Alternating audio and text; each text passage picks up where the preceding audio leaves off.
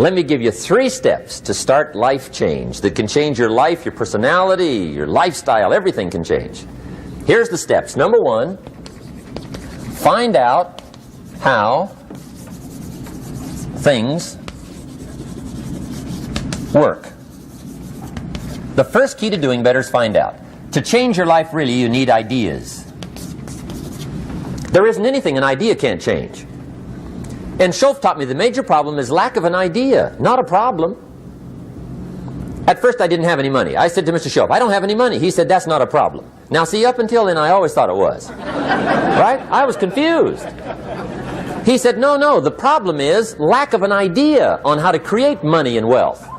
It isn't lack of money, it's lack of ideas. So if you get the ideas, so you can change anything. Now to get ideas, you need a constant study of finding out. Now Schoaf also said, when you find out something that works, put the information in your journal. Don't use your head for a filing cabinet. Put it in your journal so that you can do the next best thing. Repetition, repetition, repetition. Go over it. And if you repeat it, go over it, sure enough, someday, some mysterious day, the idea takes root, starts to grow, and shows up in your bank account, and your dress, and your personality, and your lifestyle. But capture the ideas in your journal. Find out how things work. Schoaf gave me this word for my life change. He said, study. Great word. If you wish to be successful, study success. If you wish to be happy, study happiness. If you wish to be wealthy, study wealth. Don't leave it to chance. Make it a study. Some people just go through the day with their fingers crossed. See, that won't do it. You've got to study the things that can change your economic, social, spiritual, personal life. Now here's a qualifying phrase.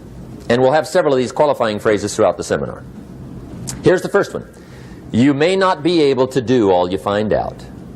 I understand that. You may not be able to do all you find out, but you should find out all you can do. See, you don't want to wind up at the end of your life and discover that you've lived only 1/10 of it. And the other 9/10 went down the drain. Not for lack of opportunity, for lack of information. So that's number 1, find out how things work. Now here's the best human virtue for finding out. Curiosity. Make a note of that. Curiosity. Be curious. You might add a word to it that'll help. Childish curiosity.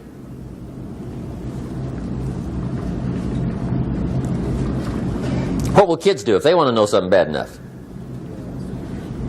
Bug you. That's the phrase. They can ask 1,000 questions. You think they're through? They got another 1,000. They'll drive you to the brink. It's a virtue. When you gotta know, be like a child. In fact, Jesus, the master teacher, said, unless you can become like little children, you might as well forget it. You don't have a prayer. Excellent advice. You gotta be like children. 4 ways, in my opinion, to be like a child. Number 1 is curiosity, and number 2 is excitement. Get excited like a child over your ability to make yourself do anything for change. 3rd is faith. Have faith like a child. Adults are too skeptical. And 4th is trust. Trust is a childish virtue, but the rewards are incredible. So be like a child. Now, if you're curious, let me give you 3 ways to find out how to change anything. Any life direction, any dimension. Here's 3 ways to find out how to change anything. Number 1 is to read. Become a good reader. All of the successful people I know and work with around the world, they're all good readers. Curiosity drives them to read. They got to know. They just read.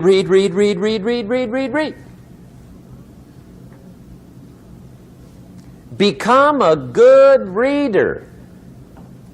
Now that's my opinion. Listen to the other lecturers and listen to me and make up your own mind. Don't be a follower, be a student.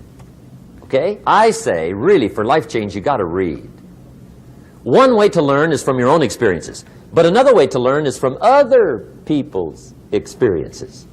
See, one book might save you 5 years if you read it.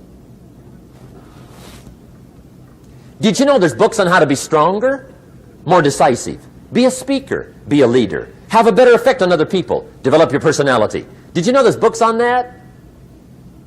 And people don't read them? How would you explain that? And they can read?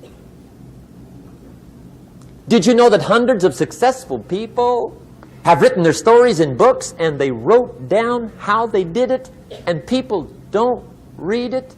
How would you explain that? The guy's busy, I guess. You know, you get tied up. The guy says, well, yeah, you work where I work, but the time you struggle home, it's late. You got to eat a bite of supper, watch a little TV, get to bed. You can't sit up half the night reading. And the guy's behind on his car payment. Good worker, hard worker, sincere. But you got to be better than sincere and work hard. Otherwise, at the end of your life, you'll wind up cold, stony broke. You got to be better than a good worker. You got to be a good reader. The whole world is governed by laws. The universe, in fact. Laws. We call it the law of electricity. We call it the law of gravity. There's mathematical laws. There's physical laws. Speed and velocity laws. Agricultural laws. There's all kinds of laws. Now that we find ourselves on the spinning planet, you just have to learn what I call the setup. Learn the setup. Life's setup. Now, we didn't set it up, but we're here, so you got to learn it. And we should learn the setup for 2 basic reasons. Number 1, to keep from getting hurt. It's one of the major reasons for learning, so you won't get hurt. See, economically, socially, personally, you can get hurt just not knowing. Ignorance is not bliss. Ignorance is poverty. Ignorance is tragedy. You got to know, or you're going to get hurt. It's good to know not to walk out the 10-story window. That's excellent information. Now, what if a guy didn't know and he walks out? Now he's dead at the bottom. Somebody says, well, the poor guy didn't know. You got to know, or you're going to get hurt. Okay. Now, here's a parenthesis. You don't have to like the setup. I don't ask you to like how it is. That's not what's important. But it is important to learn how it is. Okay? So you don't have to like it, but you should learn it. That's what I tell the kids, right? Make sure you get the information. What you think about it, that's up to you. What you're going to do with it, that'll soon be up to you. But make sure you get it. See, there's nothing worse than being stupid. Nothing. I mean, being broke is bad, but being stupid is awful. And what's really bad is being broke and stupid, right? That's about the end of the world. I mean, there isn't anything much worse than that. Unless you're sick. Sick, broken, stupid. I mean, that is it, right? There's nowhere else to go. So make sure you get the information. It's key. You don't have to like it, but learn it. If this big monstrous thing lifts up in the sky, hangs there for a little while, cuts loose, comes crashing down, boom, shakes the ground for 5 miles. And then this big monstrous thing lifts back up in the sky, hangs there for a little while, cuts loose again, comes crashing down, boom, shakes the ground for 5 miles. It just keeps doing it, this big monstrous thing, lifting up and then crashing down, boom. Now, you might come along one day and say, that's got to be a stupid arrangement, which is okay. You're entitled to your opinion. But the first thing you should learn to do is get out from under it, right? That's number 1. You might have a great moral argument. You might want to shake your finger at the sky, but do it from over there, right? So you don't get smashed. It's called your basic smart. So number 1, learn so you won't get hurt. Whether you like it or not, learn. Now here's the second reason for learning, the setup, to benefit. It's called the plus of life. And that's what life is, right? Both minus and plus. The minus is tragedy, heartache, misery, failure, unhappiness. But life is also happiness, prosperity, good feelings. So here's the key. Learn to get on the good side of the way things work.